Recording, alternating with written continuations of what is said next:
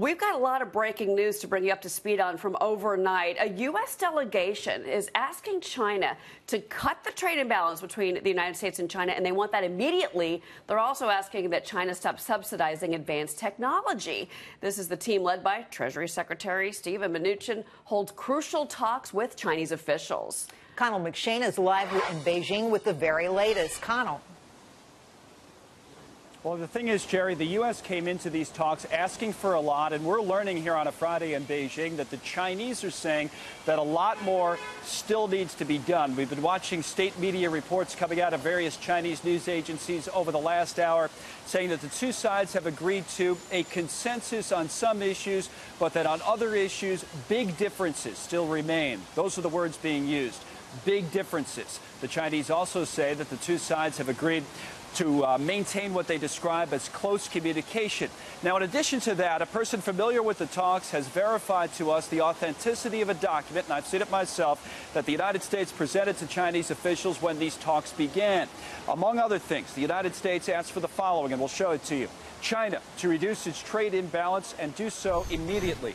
China to cut its trade surplus with the United States by $200 billion by the year 2020, and China to stop subsidies for advanced technologies. In addition to all that, the U.S. delegation told the Chinese, we're told, that additional tariffs would be imposed if China failed to comply with already agreed upon commitments. So that's where we are. A lot of this information, I have to say, was known to us in our reporting before the talks began.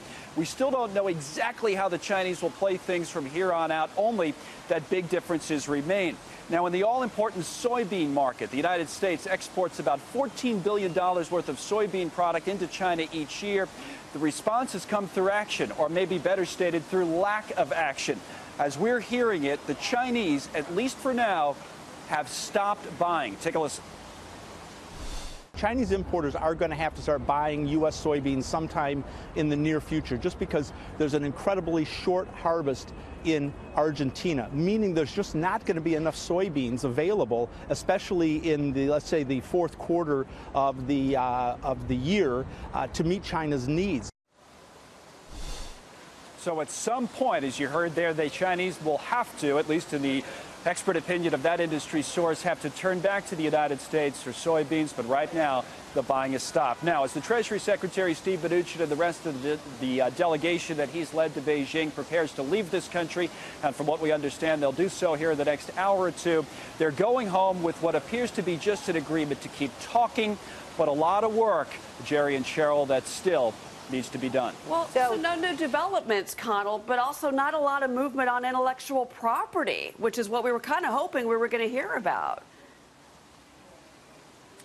That's absolutely fair, and even in this document, there's not a lot put in there about that. And remember, the document that I cited that we've had a chance to look over here, that came in before the talk. So that's just what the U.S. came in with and was putting out beforehand. A lot of emphasis on the trade deficit in the document.